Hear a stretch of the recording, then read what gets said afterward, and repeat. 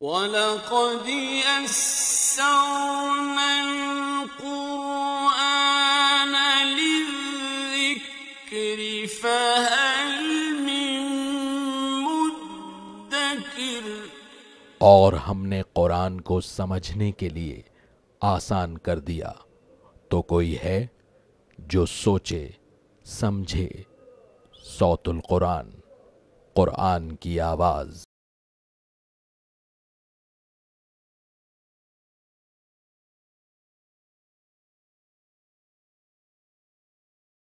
نحمده ونصلي على رسوله الكريم اما بعد فاعوذ بالله من الشيطان الرجيم بسم الله الرحمن الرحيم ولا تكونوا كالذين تفرقوا واختلفوا من بعد ما جاءهم البينات واولئك لهم عذاب عظيم صدق الله العظيم۔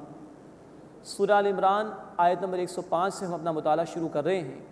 گزشتہ 3 آیات میں اہل ایمان کو کچھ تقاضے بیان کیے گئے۔ ہر بندہ مومن سے اللہ تعالیٰ کا تقاضا ہے کہ وہ انفرادی سطح پر تقوی کی روش اختیار کرے۔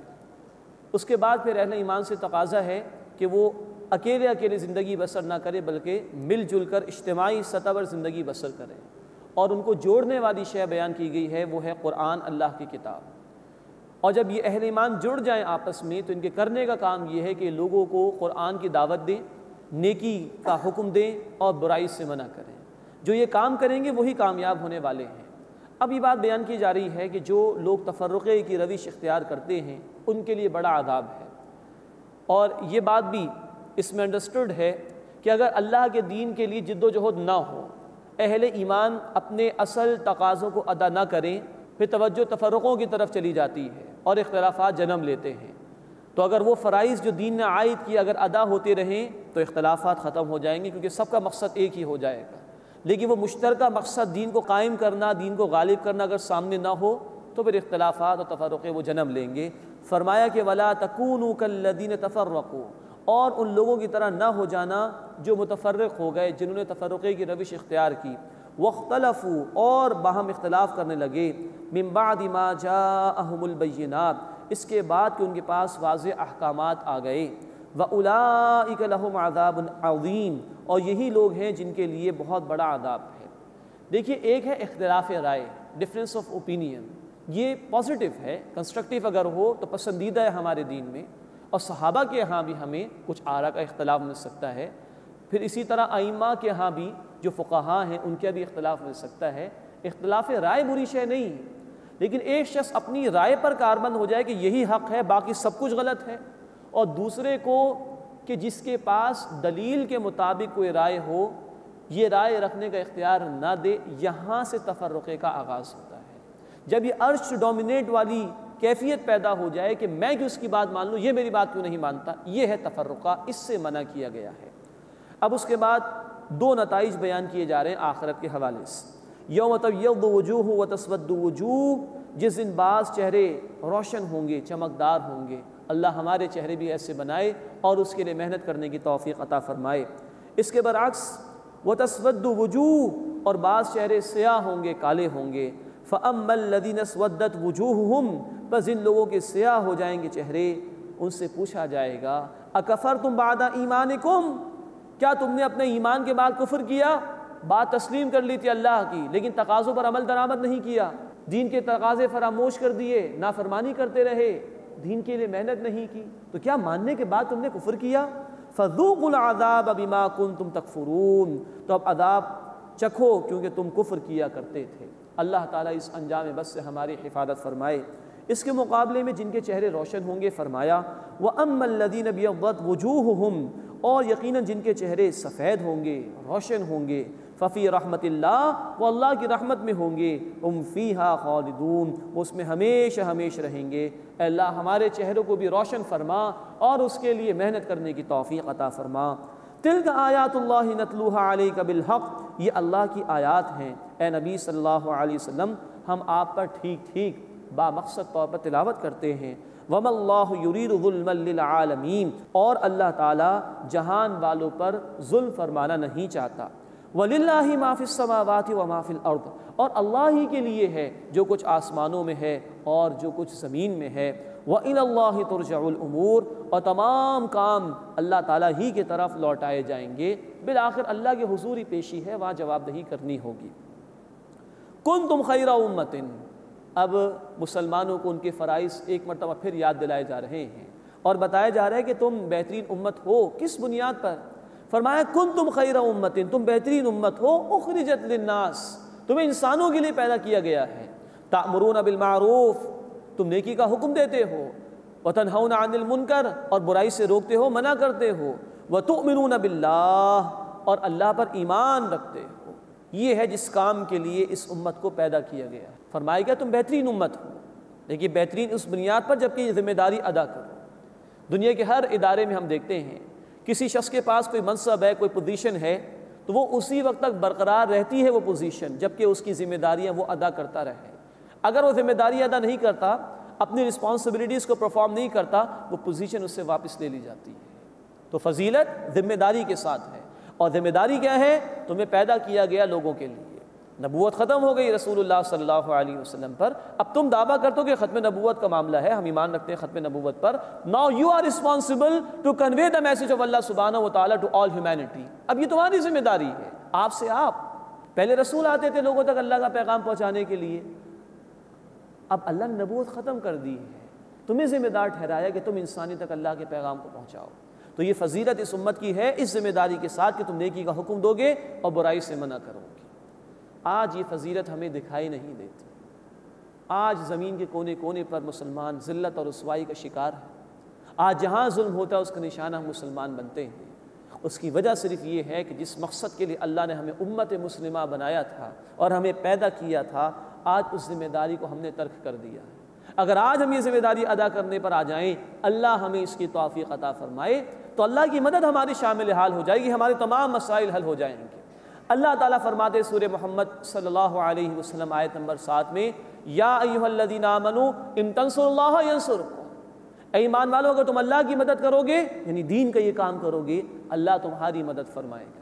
اللہ تعالیٰ فرماتے ہیں سورۃ الحج آیت نمبر 40 میں، وَلَيَنصُرَنَّ اللَّهُ مَن يَنصُرُهُ، اللہ لازماً اس کی مدد فرمائے گا جو اللہ کے دین کی مدد فرمائے گا۔ اللہ ہمیں اپنی ذمہ داری کو سمجھنے کی اور اس کے تقاضوں پر عمل درآمد کرنے کی توفیق عطا فرمائے۔ کنتم خیر امت، تم بہترین امت ہو، اخرجت للناس، جنہیں لوگوں کے لیے پیدا کیا گیا ہے، تأمرون بالمعروف، تم نیکی کا حکم دیتے ہو، وتنہون عن المنکر، اور برائی سے روکتے ہو، وتؤمنون باللہ، اور اللہ پر ایمان رکھتے ہو۔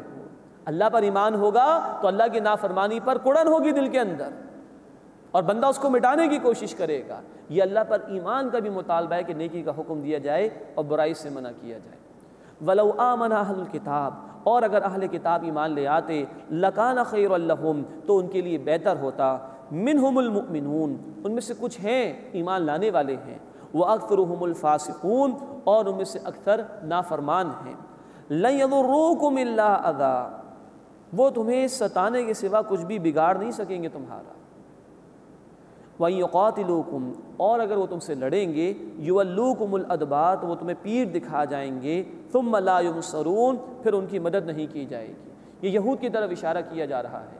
یہ کتنی مخالفت کر لیں، تھوڑی بہت تکلیف کے سوا مسلمانوں کو کچھ نقصان نہیں پہنچا سکتے، اور کبھی میدان میں نہیں آئیں گے، آئیں گے بھی تو فرار اختیار کر جائیں گے۔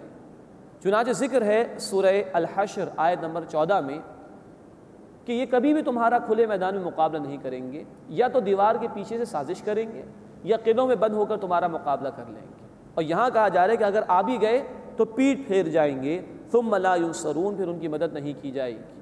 ضربت علیہم الذلہ، ان پر ذلت تھوپ دی گئی، اینما ثقفوا، جہاں کہیں بھی وہ پائے جائیں، الا بحبل من اللہ، سوائے یہ کہ اللہ کے کسی عہد میں آ جائیں، اللہ کوئی ٹھکانہ دے دے، وحبل من الناس، یا لوگوں کے عہد میں آ جائیں، جیسے کہ آج اسرائیل کی ریاست کو امریکہ سپورٹ کر رہا ہے، برطانیہ سپورٹ کر رہا ہے، اپنے بل بوتے پر ان کا کوئی ٹھکانہ دنیا میں کبھی بھی نہیں۔ کہیں اللہ نے کچھ مہلت دے دی، یا کہیں کسی اور حکومت نے یا ملک نے پشت پناہی کر لی تو ان کا برقرار رہنے کا معاملہ ہے، ادروائز ذلت ہی ذلت ہے ان کے لیے اللہ کی طرف سے۔ وَبَاءُوا بِغَضَبٍ مِّنَ اللَّهِ، اور وہ لوٹے اللہ کے غضب کے ساتھ۔ یہی موضوع ہم نے پڑھا تھا سورہ البقرہ آیت نمبر 61 میں بھی، وَضُرِبَتْ عَلَيْهِمُ الْمَسْكَنَةُ، اور ان پر محتاجی چشمہ کر دی گئی، یہ سب کچھ کیوں ہوا ان کے ساتھ؟ ذالک بانہم کانوا یکفرون بآیات اللہ، یہ اس لیے کہ وہ اللہ کی آیات کا انکار کرتے تھے، ویقتلون الانبیاء بغیر حق، اور انبیاء کو ناحق قتل کرتے تھے، ذالک بما عصوا وکانوا یعتدون، یہ اس لیے تھا کہ انہوں نے نافرمانی کی اور وہ حد سے بڑھ جایا کرتے تھے۔ اللہ کے رسول صلی اللہ علیہ وسلم کی حدیث کئی مرتبہ میں عرض کر چکا ہوں جامع ترمذی میں، آپ نے فرمایا کہ لازماً میری امت پر بھی وہ حالات آئیں گے جو بنی اسرائیل پر آئے تھے، جیسے ایک جوتا دوسرے جوتے کے بالکل مشابہ ہوتا ہے۔ ان پر ذلت کیوں آئی؟ اللہ کے دین کی تعلیمات پر انہوں نے عمل نہیں کیا۔ ان پر محتاجی کیوں آئی؟ اللہ کے دین کی ذمہ داریوں کو ادا نہیں کیا۔ آج یہ ذلت اور رسوائی کی تصویر مسلمانوں کی امت پیش کر رہی ہے، دنیا کے کونے کونے میں ہم ظلم کا شکار ہیں، اس لیے کہ اللہ کے دین کے تقاضوں کو ہم نے فراموش کر دیا۔ اللہ ہمیں سچی توبہ کی توفیق عطا فرمائے اور اپنے دین کی دعوت اور اس کی قیام کی جد و جہد کے لیے قبول فرمائے۔ اب پھر قرآن حکیم کا توازن اور بیلنس نوٹ فرمائیے۔ ان میں جو لوگ برے تھے ان کا ذکر تو آ گیا، کچھ اچھے لوگ بھی اگر تھے تو قرآن نے ان کی صفات کا بھی ذکر کیا ہے۔ یہ توازن اللہ کے کلام میں ملتا ہے، بندوں کے کلام میں وہ ایکسٹریمزم ہوتا ہے، انتہا پسندی ہوتی ہے۔ کسی سے محبت کریں گے تو ہر بری بات بھی تسلیم کر لیں گے، اور کسی سے دشمنی کریں گے تو اس کی اچھائی کا بھی انکار کر دیں گے۔ لیکن اللہ کا کلام سراسر توازن پر مبنی ہے۔ اب اہل کتاب میں سے کچھ نیک لوگوں کا ذکر، لیسوا سواء، یہ سب برابر نہیں ہیں۔ من اہل الکتاب امۃ قائمہ، اہل کتاب میں سے ایک جماعت ہے جو قائم ہے حق پر، یتلون آیات اللہ آناء اللیل، رات کے اوقات میں وہ اللہ کی آیات کی تلاوت کرتے ہیں، وہم یسجدون، اور وہ سجدہ کرتے ہیں، یؤمنون باللہ والیوم الآخر، وہ ایمان رکھتے ہیں اللہ پر اور آخرت کے دن پر، ویأمرون بالمعروف وینہون عن المنکر، وہ اچھی بات کا نیکی کا حکم دیتے ہیں، وہ برائی سے روکتے ہیں، ویسارعون فی الخیرات، اور وہ نیکی کے کاموں میں تیزی کرتے ہیں، آگے بڑھنے کی کوشش کرتے ہیں، وَأُولَٰئِکَ مِنَ الصَّالِحِینَ، اور یہی لوگ نیکوکاروں میں سے۔ یہ ہے اہل کتاب میں سے بعض نیک لوگوں کی صفات۔ اس میں بھی نوٹ فرمائیے کہ نیکی کا حکم دیتے ہیں اور برائی سے منع کرتے ہیں۔ یہ ہے امت کی اصل ذمہ داری کرنے کی، اور اللہ کے رسول صلی اللہ علیہ وسلم کی حدیث ہے جامع ترمذی میں، تم لازماً نیکی کا حکم دو گے، تم لازماً برائی سے روکو گے، اور اگر تم نے یہ کام نہیں کیا تو اللہ تم پر عذاب مسلط فرما دے گا۔ وقت آئے گا تم دعائیں مانگو گے اور اللہ تمہاری دعائیں قبول نہیں فرمائے گا۔ تو اگر اللہ کی رحمت کا مستحق بننا ہے تو یہ فریضہ امت کو ادا کرنا ہوگا۔ اللہ ہمیں اس کی توفیق عطا فرمائے۔ وما يفعلوا من خیر، اور وہ جو کچھ بھی نیکی میں سے کریں گے، فلن یکفروا، تو اس کی ناقدری نہیں کی جائے گی، واللہ علیم بالمتقین، اور اللہ تقوی اختیار کرنے والوں کو خوب جانتا ہے۔ ان الذین کفروا، بے شک وہ لوگ جنہوں نے کفر کیا، لن تغنی عنہم اموالہم ولا اولادہم من اللہ شیئا، اللہ کے مقابلے میں نہ ان کے مال انہیں کچھ کام آئیں گے، نہ ان کی اولاد کچھ کام آئے گی، وَأُولَٰئِکَ أَصْحَابُ النَّارِ، اور یہی لوگ آگ والے ہیں، ہم فیہا خالدون، وہ اس میں ہمیشہ ہمیشہ رہیں گے۔ اب اس کے بعد ایک تمثیل بیان کی جا رہی ہے ان لوگوں کے انفاق کی کہ جن میں ایمان نہیں ہوتا۔ ایمان کے بغیر کوئی عمل اللہ کے ہاں قابل قبول نہیں ہو سکتا۔ تو اب ایسے لوگ کہ جن کے پاس ایمان نہیں ہے اور کچھ نیکیاں کر بھی رہے ہیں تو فرمایا کہ وہ قابل قبول نہیں ہوں گی۔ ایک تمثیل بیان کی جا رہی ہے، مثل ما ينفقون فی هذه الحیات الدنیا، مثال ان لوگوں کی جو خرچ کرتے ہیں اس دنیا کی زندگی میں، کمثل ریح فیہا صر، ایسی ہے کہ جیسے ہوا اس میں سخت ٹھنڈ ہو، اصابت حرث قوم ظلموا انفسهم فاہلکت، وہ جا لگے اس قوم کی کھیتی کو جنہوں نے اپنے اوپر ظلم کیا پھر اس کو تباہ کر دے، وما ظلمهم اللہ، اور اللہ نے ان پر ظلم نہیں کیا، ولکن انفسهم یظلمون، بلکہ وہ خود اپنے آپ پر ظلم کرتے تھے۔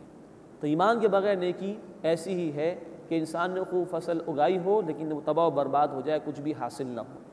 اس کے بعد یہود و نصارہ اور کفار سے تعلقات کے حوالے سے ایک بڑی اہم رہنمائی دی جا رہی ہے، جو کہ ایک اسلامک گورنمنٹ کی خارجہ پالیسی کا بھی بڑا اہم اصول ہے۔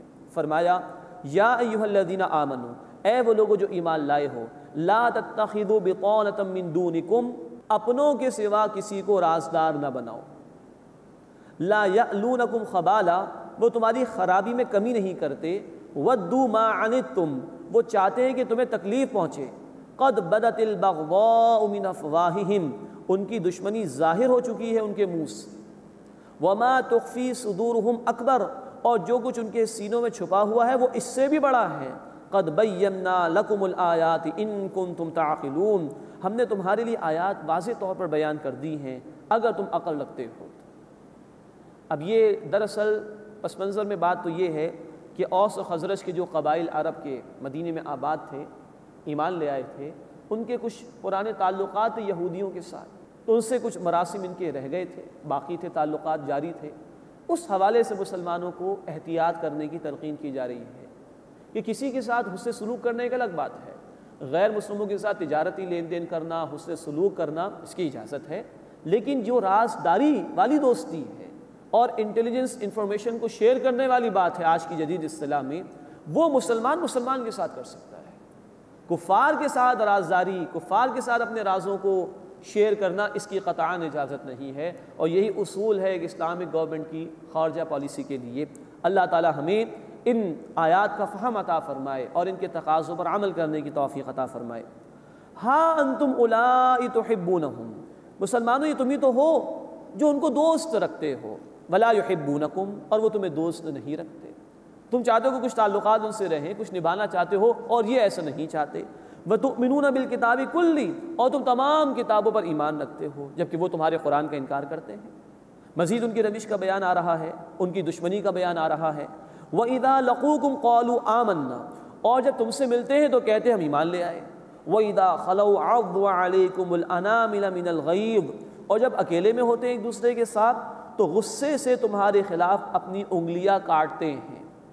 قل، اے نبی صلی اللہ علیہ وسلم فرما دیجئے، موتوا بغیظکم، اپنے غصے میں خود ہی مر جاؤ۔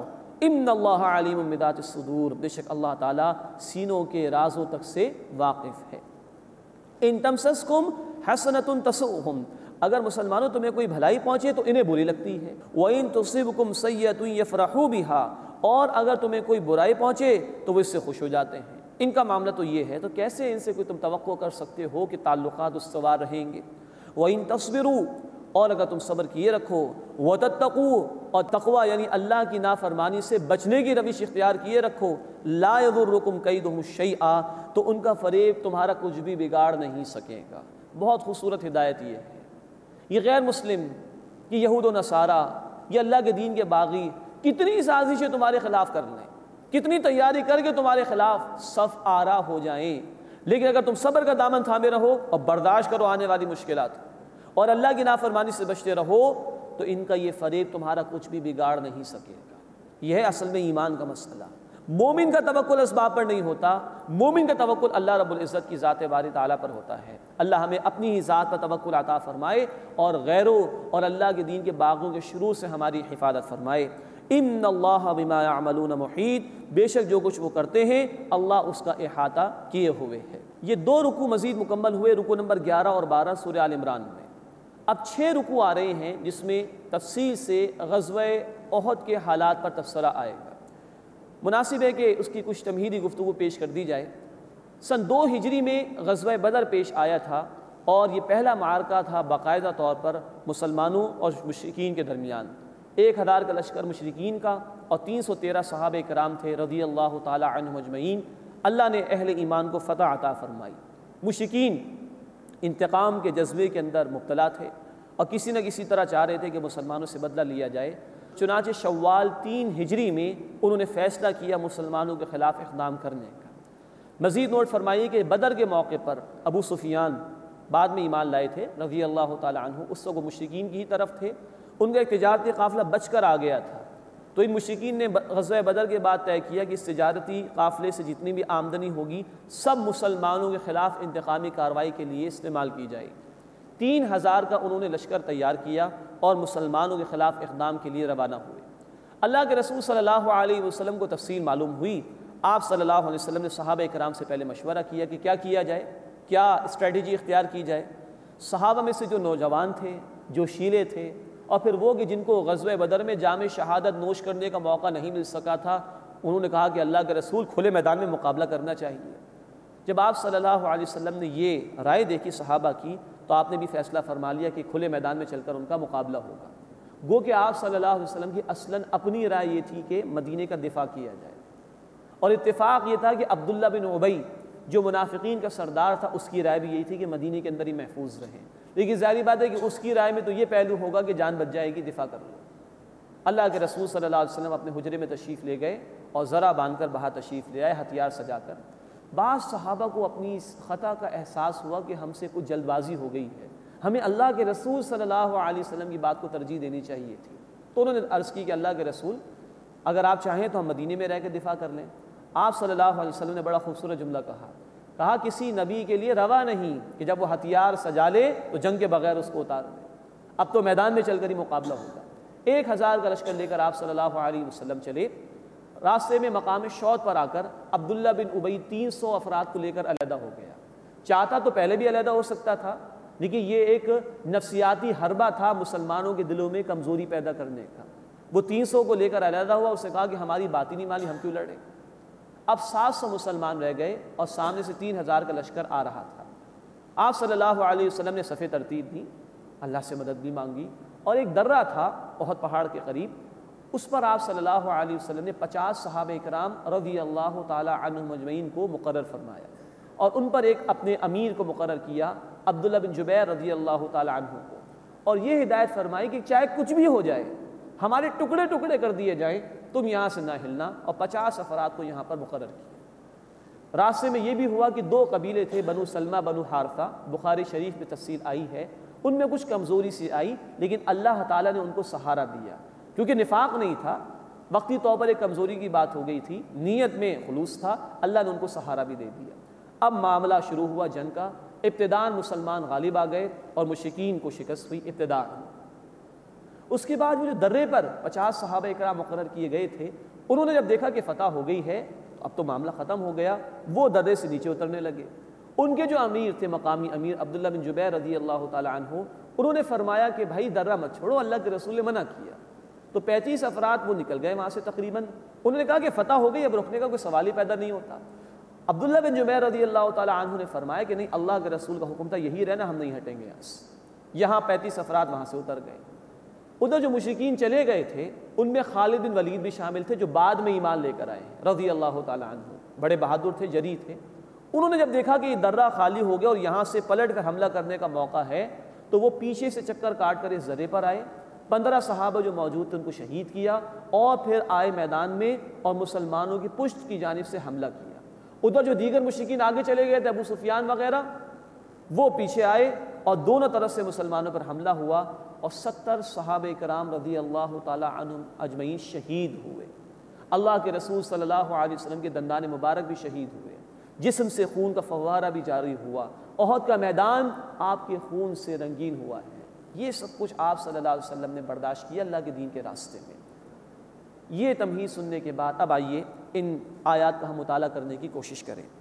وَإِذْ غَدَوْتَ مِنْ أَهْلِكَ تُبَوِّئُ الْمُؤْمِنِينَ مَقَاعِدَ لِلْقِتَالِ، اور یاد کیجئے نبی صلی اللہ علیہ وسلم جب آپ صبح سویرے نکلے اپنے گھر سے، تُبَوِّئُ الْمُؤْمِنِينَ مَقَاعِدَ لِلْقِتَالِ، اہل ایمان کو جنگ کے مورچوں پر بٹھانے لگے، صفیں ترتیب دے رہے تھے۔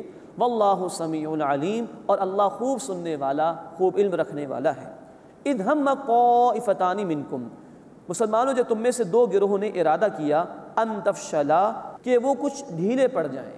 اب نوٹ فرمائیے سنت کی اہمیت۔ قرآن حکیم ہمیں نہیں بتاتا کون سے 2 گروہ تھے، یا قبیلے تھے، یا جماعتیں تھیں، یہ بیان ہے حدیث مبارکہ میں بخاری شریف میں۔ بنو سلمہ بنو حارثہ کے 2 قبیلے تھے، وقتی طور پر کچھ کمزوری آ گئی تھی، لیکن آگے بڑے پیارے الفاظ اللہ نے ان کے لیے بیان فرمائے، واللہ ولیہما، اور اللہ ان دونوں کا پشپناہ تھا۔ تو یہ دونوں قبیلوں کے افراد کہتے تھے کہ یہ الفاظ ہمیں پسند ہیں کہ ہم کمزور پڑے، لیکن اس سے زیادہ یہ الفاظ ہمیں پسند ہیں کہ واللہ ولیہما، اللہ ان دونوں کا پشپناہ تھا، کیونکہ بدنیت ہی نہیں تھی، نفاق نہیں تھا، تو اللہ نے تھام لیا۔ وعلی اللہ فلیتوکل المؤمنون، اور اللہ ہی پر چاہیے کہ اہل ایمان بھروسہ کریں۔ اب تبصرہ غزوہ احد کے حوالے سے ہے، لیکن اس سے پہلے غزوہ بدر پیش آ چکا تھا۔ غزوہ بدر سن 2 ہجری میں، جس کی تفصیل انشاءاللہ آئے گی سورۃ الانفال میں، اور غزوہ احد ہے سن 3 ہجری میں، جس کا بیان ہم پڑھ رہے ہیں۔ لیکن کیونکہ ایک معرکہ پہلے پیش آ چکا تھا، اللہ نے فتح عطا فرمائی تھی، تو اس کو ریفر بیک کیا جا رہا ہے یہاں پر۔ فرمایا وَلَقَدْ نَصَرَكُمُ اللَّهُ بِبَدْرٍ، اور یقیناً اللہ تمہاری مدد فرما چکا ہے بدر میں، وَأَنْتُمْ أَذِلَّةٌ، جبکہ تم کمزور تھے۔ 1000 کا لشکر تھا کفار کا، تم 313 تھے۔ وہ پوری تیاری کے ساتھ جشن مناتے ہوئے آ رہے تھے، تمہارے پاس 8 تلواریں، 2 گھوڑے، 70 اونٹ تھے فقط، اور جنگ کا تمہارا کوئی ارادہ بھی نہیں تھا۔ تفصیل انشاءاللہ سورۃ الانفال میں بیان ہوگی۔ فاتقوا اللہ، بس اللہ کا تقوی اختیار کرو، لعلکم تشکرون، تاکہ تم اس کا شکر ادا کر سکو۔ اذ تقول للمؤمنین، یاد کیجئے نبی صلی اللہ علیہ وسلم جب آپ اہل ایمان سے کہہ رہے تھے، الن یکفیکم ان یمدکم ربکم، کیا تمہارے لیے کافی نہیں کہ تمہارا رب تمہاری مدد فرمائے، بثلاثۃ آلاف من الملائکۃ منزلین، 3000 فرشتوں سے نازل کیے جانے والے۔ یہ مفسرین کی رائے ہے کہ اشارہ ہے بدر میں جو اللہ تعالیٰ کی مدد آئی تھی، 3000 کا لشکر تھا، اللہ تعالیٰ نے بھی بشارت دلوائی اپنے رسول صلی اللہ علیہ وسلم سے کہ 3000 فرشتے آ جائیں گے، تاکہ پورے دل جمعی کے ساتھ مسلمان قتال میں حصہ لیں۔ ایک اور بات نوٹ کیجئے سنت کی اہمیت کے حوالے سے، اللہ تعالیٰ کہہ رہے ہیں کہ اللہ کے رسول نے ایسا کہا تھا، قرآن میں کہیں نہیں، اور اللہ ہی نے یہ بشارت دی کہ اپنے رسول کو کہ آپ صحابہ کو بتائیے کہ فرشتے آنے والے ہیں، تو یہ بھی وحی ہوئی۔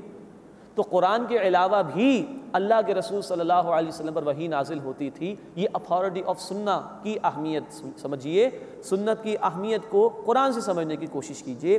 اللہ کے رسول بشارت دے رہے ہیں، قرآن میں کہیں اور ذکر نہیں ہے، یہ بشارت اللہ نے ایک وحی کے ذریعے اپنے حبیب کو دی تھی صلی اللہ علیہ وسلم۔ بلا، کیوں نہیں، ان تصبروا، اگر تم صبر کرو، وتتقوا، اور اللہ کی نافرمانی سے بچتے رہو، ویأتوکم من فورہم ھذا، اور وہ اسی دم تم پر چڑھ آئیں، یمددکم ربکم، تمہارا رب تمہاری مدد فرمائے گا، بخمسۃ آلاف من الملائکۃ مصومین، 5000 نشان زدہ فرشتوں سے۔ مراد یہ ہے کہ جب بدر کا معرکہ شروع ہوا تو ایک افواہ اڑا دی گئی کہ فلاں فلاں جو ہے وہ اتنا سارا لشکر لے کر آ رہے تو مشرکین کی تعداد میں اضافہ ہو جائے گا۔ تو اللہ نے پہلے 3000 کی بشارت کا ذکر کیا، اب کہا کہ اگر وہ اور کمک بھی آ جائے مشرکین کے پاس تو اللہ تعالیٰ اور فرشتے بھیجے گا، 5000 کو بھیج دے گا، نشان زدہ ہوں گے، مقرر ہوں گے اللہ تعالیٰ کی طرف سے، اور وہ اہل ایمان کی مدد کے لیے آئیں گے۔ اب اللہ تعالیٰ نے ایک اصولی بات بیان فرمائی اگلی آیت میں، وَمَا جَعَلَهُ اللَّهُ إِلَّا بُشْرَىٰ لَكُمْ، اور یہ تو صرف اللہ نے تمہاری خوشخبری کے لیے بیان کر دیا، وَلِتَطْمَئِنَّ قُلُوبُكُمْ بِهِ، اور تاکہ اس سے تمہارے دلوں کو اطمینان مل جائے، وَمَا النَّصْرُ إِلَّا مِنْ عِنْدِ اللَّهِ الْعَزِيزِ الْحَكِيمِ، اور مدد تو صرف اللہ ہی کے پاس سے ہے جو غالب ہے، حکمت والا ہے۔ یہ تو خوشخبری ہے مسلمانوں، تمہیں تسلی دینے کے لیے دے دی گئی کہ اللہ فرشتوں کو بھیج دے گا۔ اللہ کو ضرورت نہیں ہے کہ فرشتے آئیں تو اس کے دین کا کام ہو، وہ علی کل شیء قدیر ہے، لیکن بہرحال اسباب کے تحت یہ خوشخبری بھی تمہیں سنا دی گئی ہے۔ تو مومن کا، پھر عرض کر رہا ہوں، اصل توکل، اصل بھروسہ اسباب یا اپنی تیاری پر نہیں بلکہ مسبب الاسباب اللہ رب العزت پر ہوتا ہے۔ لِيَقْطَعَ طَرَفًا مِّنَ الَّذِينَ كَفَرُوا، تاکہ وہ اللہ ان لوگوں کے گروہ کو کاٹ ڈالے جنہوں نے کفر کیا، او یکبتہم، یا انہیں رسوا فرما دے، فَيَنْقَلِبُوا خَائِبِينَ، تو وہ ناکام لوٹ جائیں گے۔ اس کے بعد ایک واقعہ پیش آ گیا، جیسے کہ عرض کیا گیا کہ احد کے میدان میں جب وہ حملہ ہوا ہے، بھگدڑ مچی ہے، مشرکین دونوں طرف سے حملہ آور ہوئے ہیں، صحابہ شہید ہوئے ہیں رضی اللہ تعالی عنہم اجمعین، تو اللہ کے رسول صلی اللہ علیہ وسلم بھی بے ہوش ہوئے ہیں، آپ کے دندان مبارک شہید ہوئے، آپ کی خود کی کڑیاں جو تھیں رخسار مبارک میں داخل ہو گئی تھی، اس کو نکالا گیا تو خون کا فوارہ جاری ہو گیا، جسم مبارک لہو لہان ہوا، آپ بے ہوش ہو کر گرے بھی ہیں۔ جب آپ بیدار ہوئے ہیں تو آپ کی زبان پر یہ الفاظ آ گئے، اللہ اس قوم کو کیسے ہدایت دے گا جس نے اپنے نبی کو، اپنے رسول کے چہرے کو خون آلود کر دیا؟ اللہ کیسے اس قوم کو ہدایت دے گا جس نے اپنے نبی کے چہرے کو خون آلود کر دیا؟ یہ زبان پر الفاظ آ گئے اللہ کے رسول صلی اللہ علیہ وسلم کے۔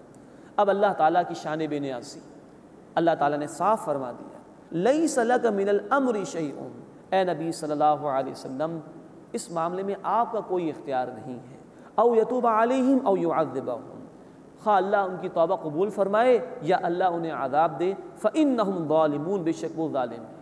اللہ کے فیصلے ہیں، جب چاہے گا کسی کو ہدایت عطا فرما دے گا۔ یہی خالد بن ولید ہے نا ابھی، جن کے آنے کی وجہ سے یہ پانسا پلٹ گیا بازی کا، مسلمانوں میں سے 70 صحابہ شہید ہو گئے، یہی خالد بن ولید آگے چل کر خالد بن ولید رضی اللہ تعالی عنہ بن گئے۔ اللہ کے رسول نے ان کو خطاب دیا، سیف من سیوف اللہ، اللہ کی تلواروں میں سے ایک تلوار۔ تو اے نبی آپ کا اختیار نہیں، آپ کام کیے جائیے، محنت کیے جائیے، اور میرے اور آپ کے لیے اس میں رہنمائی ہے۔ اتنی محنت کہ اللہ کے رسول کا خون گیا اس دین کے راستے میں، عہد کا میدان رنگین ہوا اس دین کے راستے کے اندر، تب جا کے اللہ کا دین غالب ہوا ہے۔ ہمیں یہ کام کرنا ہے، باقی ہدایت کس کو ملے کس کو نہ ملے یہ اللہ کے اختیار میں ہے، ہمیں اس کے متعلق پریشان نہیں ہونا چاہیے۔ وَلِلَّهِ مَا فِي السَّمَاوَاتِ وَمَا فِي الْأَرْضِ، اور اللہ ہی کے لیے جو کچھ آسمانوں میں ہے اور جو کچھ زمین میں ہے۔ يَغْفِرُ لِمَن يَشَاءُ وَيُعَذِّبُ مَن يَشَاءُ، جس کو چاہتا ہے وہ بخش دیتا ہے یا بخش دے گا، اور جس کو چاہتا ہے عذاب دیتا ہے یا عذاب دے گا، دونوں تراجم ممکن ہیں۔ واللہ غفور الرحیم، اور اللہ بہت بخشنے والا مسلسل رحم فرمانے والا ہے۔ اس کے بعد کی آیت میں سود کی حرمت کے حوالے سے گفتگو آ رہی ہے۔ سورہ البقرہ آیت نمبر 279 کی تشریح کی روشنی میں عرض کیا جا چکا ہے کہ سود کی حرمت کے احکامات گریجولی آئے تھے، تدریجاً آئے تھے۔ سورہ البقرہ کی آیت نمبر 278 279 آخری آیات ہیں سود کے موضوع پر جو کہ نازل ہوئیں۔ اس وقت ہم سورہ آل عمران کی آیت نمبر 130 کا مطالعہ کر رہے ہیں۔ یہ تدریجی احکامات کے ضمن میں آئی تھی، اور یہاں سود مرکب یعنی کمپاؤنڈ انٹرسٹ کا ذکر کیا گیا ہے، اور اس کے متعلق بھی نوٹ فرما لیجئے۔ منافقین نے قتال سے جی چرایا تھا، اس کی بنیادی وجہ ہے دنیا کی محبت کا دل میں پیدا ہو جانا، اور دنیا کی محبت کی ایک علامت ہے سود خوری۔ انسان چاہتا ہے کسی طرح پیسہ مجھے مل جائے، چاہے دوسرے کا خون نچوڑ کر ہی کیوں نہ ہو، چاہے وہ پوری سوسائٹی پر ظلم کر کے ہی کیوں نہ ہو، اس کی ممانعت کر دی گئی۔ مزید یہ کہ یہ سود حرام ہے، اور حرام خوری سے بزدلی پیدا ہو جاتی، پھر دین کے لیے محنت نہیں ہو سکتی۔ تو اس دنیا کی محبت کو مٹانے کے لیے، اس بزدلی سے بچانے کے لیے سود کی ممانعت کی جا رہی ہے۔ فرمایا کہ یا ایھا الذین آمنوا، اے وہ لوگو جو ایمان لائے ہو، لا تأکلوا الربا اضعافا مضاعفا، بڑھتا چڑھتا سود نہ کھاؤ، کمپاؤنڈ انٹرسٹ نہ لو، واتقوا اللہ، اور اللہ کی نافرمانی سے بچو، لعلکم تفلحون، تاکہ تم فلاح پا سکو۔ یہ گریجولی حکم آیا تھا۔ سورہ البقرہ آیت نمبر 279 میں کہہ دیا گیا فَإِن تُبْتُمْ فَلَكُمْ رُؤُوسُ أَمْوَالِكُمْ، اگر تم باز آ جاؤ، سود کے نظام کو چھوڑ دو، تو تمہارے لیے رأس المال ہے، پرنسپل اماؤنٹ ہے۔ گویا فائنلی سمپل انٹرسٹ کی بھی نفی کر دی گئی، تو نہ کمپاؤنڈ انٹرسٹ کی اجازت ہے نہ سمپل انٹرسٹ کی اجازت ہے، ہر قسم کا سود ہمارے دین میں حرام ہے۔ وَاتَّقُوا النَّارَ الَّتِي أُعِدَّتْ لِلْكَافِرِينَ، اور ڈرو اس آگ سے جو کفر کرنے والوں کے لیے تیار کی گئی ہے۔ یہ سود ہے جو انسان کو کفر اور جہنم کی آگ کی طرف لے جا سکتا ہے۔ اللہ ہمیں اس سے بچنے کی توفیق عطا فرمائے۔ انفرادی سطح پر فوراً ہمیں بچنا چاہیے، اور اجتماعی نظام میں سود کا نظام جاری ہے، اس کو بدلنے کی ہمیں جد و جہد کرنی چاہیے۔ اللہ ہمیں اس کی توفیق عطا فرمائے۔ وَأَطِیعُوا اللَّهَ وَالرَّسُولَ، اور اطاعت کرو اللہ تعالیٰ کی اور رسول صلی اللہ علیہ وسلم کی، لعلکم ترحمون، تاکہ تم پر رحم کیا جائے۔ وَسَارِعُوا إِلَىٰ مَغْفِرَةٍ مِّن رَّبِّكُمْ وَجَنَّةٍ، اور دوڑو اپنے رب کی بخشش اور جنت کی طرف، عَرْضُهَا السَّمَاوَاتُ وَالْأَرْضُ، جس کی وسعت، جس کی وڈتھ آسمانوں اور زمین کی مانند ہے۔ اُعِدَّتْ لِلْمُتَّقِينَ، تیار کی گئی ہے تقوی اختیار کرنے والوں کے لیے۔ ہماری زبان کی اصطلاح میں میکسیمم کسی شے کی وسعت کا اگر ہم اندازہ کرنا چاہیں تو یہی کہا جا سکتا ہے کہ آسمان اور زمین کے برابر ہے، لیکن جنت اصلاً کیسی ہے ہم اس کا اندازہ نہیں کر سکتے۔ بخاری شریف کی حدیث، اللہ تعالیٰ فرماتے ہیں، حدیث قدسی ہے، میں نے اپنے بندوں کے لیے وہ کچھ تیار کیا ہے جو نہ کسی آنکھ نے دیکھا، نہ کسی کان نے سنا، نہ کسی انسان کے دل میں اس کا خیال تک گیا۔ تو یہ ایک اندازہ ہے جو ہمیں دیا گیا، اتنی وسیع ہے، وسعت کا، وڈتھ کا یہ عالم ہے، تو اس کی لینتھ کیا ہوگی، اس کی لمبائی کیا ہوگی، ہم اس کا اندازہ نہیں کر سکتے۔ تو کہا کہ اگر بھاگ دوڑ کرنی ہے، کمپیٹ کرنا ایک دوسرے سے، محنت کرنی ہے، تو دنیا کے چند مال و اسباب کے لیے نہ کرو، یہ تو ختم ہو جائے گا۔ اس جنت کے لیے کوشش کرو جو ہمیشہ ہمیش کے لیے ہے، اللہ کی بخشش کے لیے کوشش کرو کہ جس کے بعد تمہیں کسی چیز کی ضرورت نہیں رہے گی۔ اللہ ہمیں اس کی محنت کرنے کی توفیق عطا فرمائے۔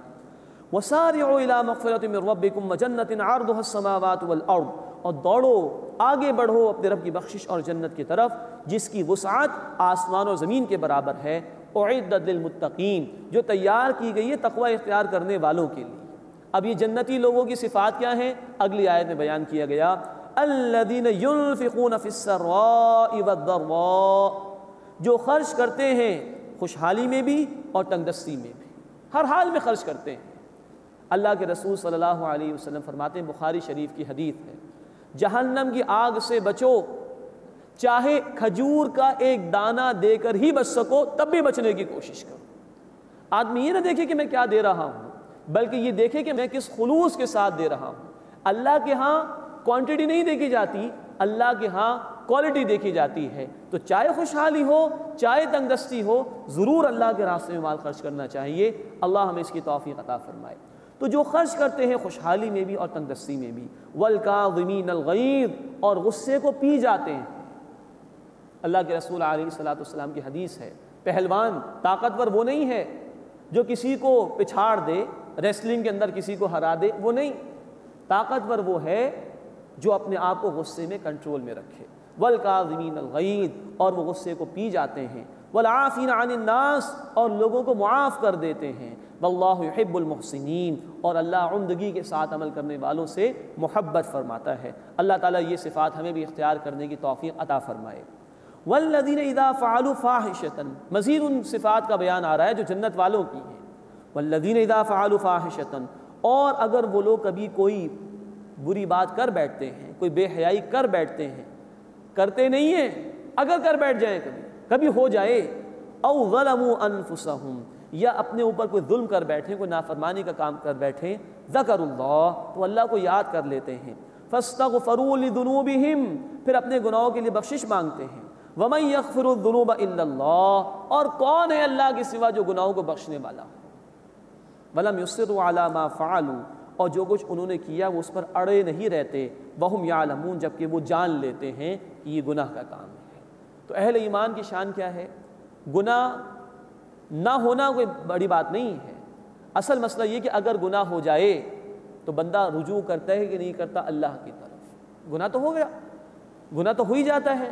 اللہ کے رسول صلی اللہ علیہ وسلم کی حدیث ابن ماجہ شریف میں، التائب من الذنب کمن لا ذنب لہ، گناہ سے توبہ کر لینے والا ایسا ہے گویا کہ اس نے گناہ کیا ہی نہ ہو۔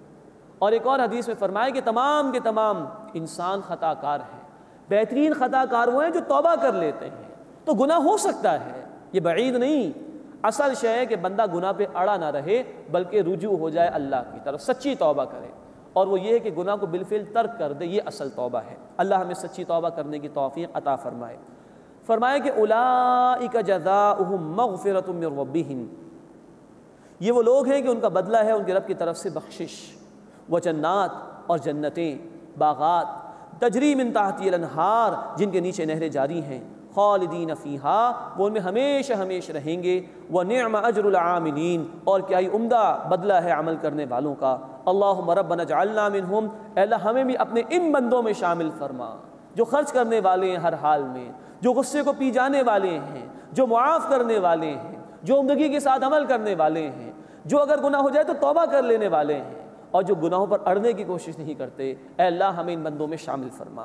قد خلت من قبلکم سنن، گزر چکے ہیں تم سے پہلے بھی طریقے اور واقعات، فسیروا فی الارض، زمین میں چل پھر کر دیکھو، فانظروا کیف کان عاقبۃ المکذبین، دیکھو جھٹلانے والوں کا انجام کیسا ہوا۔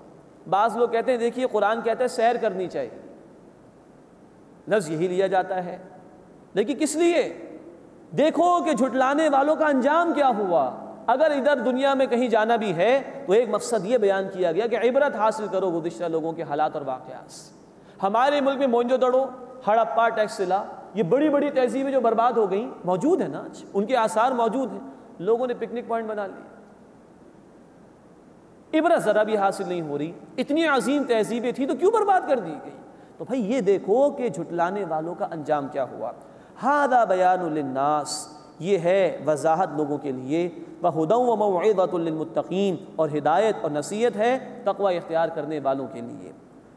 اس کے بعد بڑی پیاری ہدایات اللہ کی طرف سے آ رہی ہیں، ولا تہنوا ولا تحزنوا، اور نہ کمزور ہو جاؤ نہ غم کھاؤ، وانتم الاعلون ان کنتم مؤمنین، اور تم ہی غالب رہو گے مسلمانوں اگر تم ایمان والے ہو۔ غزوہ احد میں یہی ہوا، ابتداءً مسلمانوں کو فتح حاصل ہو گئی تھی، اس کے بعد بازی پلٹ گئی، مسلمانوں کو شکست ہو گئی وقتی طور پر، 70 صحابہ شہید ہو گئے۔ تو اس پر اللہ کی طرف سے مورال کو بلند کیا جا رہا ہے، کمزور نہ ہو جاؤ اور غم نہ کرو، تم غالب رہو گے ان کنتم مؤمنین، اگر تم ایمان لانے والے ہو، حقیقی ایمان ہو تو اللہ اہل ایمان کی مدد فرماتا ہے۔ آج ہمارے زوال کی بھی بنیادی وجہ یہ ہے کہ وہ حقیقی ایمان ختم ہو گیا ہے، جو کہ ملتا ہے قرآن حکیم سے۔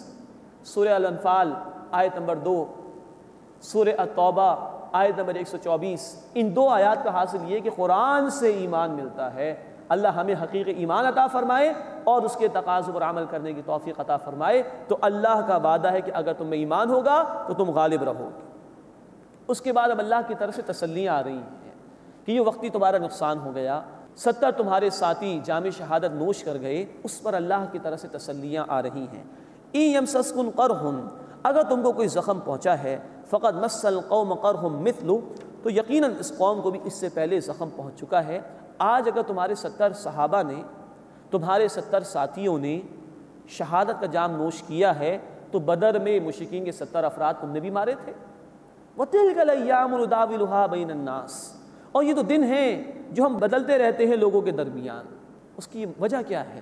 وَلِيَعْلَمَ اللَّهُ الَّذِينَ آمَنُوا، تاکہ اللہ ظاہر فرما دے ان لوگوں کو جو ایمان لائے، وَيَتَّخِذَ مِنْكُمْ شُهَدَاءَ، اور تاکہ تم میں سے بعض کو اللہ شہادت کا رتبہ عطا فرمائے۔ یہ مقاصد ہیں۔ یہ احد کے میدان میں جنگ ہوئی، یہ معرکہ پیش آیا، خاصی مشکلات اس میں تھیں، 300 منافقین پہلے ہی علیحدہ ہو گئے۔ تو واضح ہو گیا نا کون ایمان کا جھوٹا دعویٰ کر رہا ہے، کون ایمان کا سچا دعویٰ کر رہا ہے۔ یہ مقاصد ہیں جس کے تحت اللہ تعالیٰ یہ معاملات بدلتے رہتے ہیں۔ اور نمبر 2، شہادت کا رتبہ کتنا عظیم ہے۔ سورہ البقرہ آیت 154 اور سورہ آل عمران آیت 169، ان دونوں مقامات پر کہا گیا کہ جن کو شہادت کا رتبہ مل جائے ہمیشہ کی زندگی اللہ انہیں عطا فرما دیتا ہے۔ تو یہ تمہاری چاہت بھی ہے۔ تو اس طرح کے حالات میں کہ وقتی طور پر شکست آئے مسلمانوں پر، اللہ بعض لوگوں کو شہادت کا رتبہ عطا فرمانا چاہتا ہے۔ واللہ لا يحب الظالمین، اور اللہ ظالموں کو پسند نہیں فرماتا۔ اللہ کی مدد ان ظالموں کے ساتھ نہیں، تمہارے ہی ساتھ ہے۔ ان مقاصد کے تحت وقتی طور پر شکست کا معاملہ ہو گیا۔ وَلِيُمَحِّصَ اللَّهُ الَّذِينَ آمَنُوا، اور تاکہ اللہ چھاڑ کر علیحدہ فرما دے ان کو جو ایمان لائے، وَيَمْحَقَ الْكَافِرِينَ، اور اللہ کافروں کو مٹا دے۔ منافقین علیحدہ ہوئے، یہ اللہ تعالیٰ کے مقاصد تھے کہ یہ چھانٹی ہو جائے اور حق والے ہی آگے بڑھتے رہیں۔ ام حسبتم ان تدخلوا الجنہ، کیا تم یہ سمجھتے ہو کہ تم جنت میں داخل ہو جاؤ گے؟ وَلَمَّا يَعْلَمِ اللَّهُ الَّذِينَ جَاهَدُوا مِنكُمْ وَيَعْلَمَ الصَّابِرِينَ، اور ابھی تو اللہ نے ظاہر ہی نہیں فرمایا تم میں سے ان کو جو جہاد کرنے والے ہیں اور صبر کرنے والے ہیں۔ یہ مراحل آتے ہیں، یہ بدلتے حالات میں معلوم ہوتا ہے کون واقعی سچا مومن ہے، صبر کرنے والا ہے، اور کون ہے جو جلد باز ہے، دنیا کے مفاد کی وجہ سے آیا تھا اور وہ چلا جائے گا۔ تو ان مراحل سے گزر کر ہی جنت تک پہنچ سکتے ہو۔ تو یہ مشکلات اس لیے کہ ان سے اللہ گزار کر تمہیں جنت کی طرف لے جانا چاہتا ہے۔ وَلَقَدْ كُنْتُمْ تَمَنَّوْنَ الْمَوْتَ، اور یقیناً اس سے پہلے تم شہادت کی تمنا کرتے تھے۔ وہی صحابہ نوجوان تھے، جو شیلے تھے، یا بدر میں موقع نہیں مل سکا، ان سے بھی کہا جا رہا ہے وَلَقَدْ كُنْتُمْ تَمَنَّوْنَ الْمَوْتَ مِنْ قَبْلِ أَن تَلْقَوْهُ، اور یقیناً اس سے پہلے تم شہادت کی تمنا کرتے تھے۔ فَقَدْ رَأَيْتُمُوهُ، تو اب تم نے اسے دیکھ لیا ہے، تمہارے سامنے معاملہ ہو گیا۔ وَأَنْتُمْ تَنظُرُونَ، اور تمہاری آنکھوں کے ہی سامنے ہی یہ معاملہ موجود ہے۔ تو آگے بڑھو اور شہادت کا رتبہ حاصل کرنے کی کوشش کرو۔ اللہ ہمیں بھی اپنے حبیب صلی اللہ علیہ وسلم اور ان کے صحابہ رضی اللہ تعالی عنہم اجمعین کی پیروی کرتے ہوئے دین کے راستے میں اپنی جان اور مال سے جہاد کرنے کی، محنت کرنے کی توفیق عطا فرمائے۔ آمین یا رب العالمین۔ وآخر دعوانا ان الحمد للہ رب العالمین۔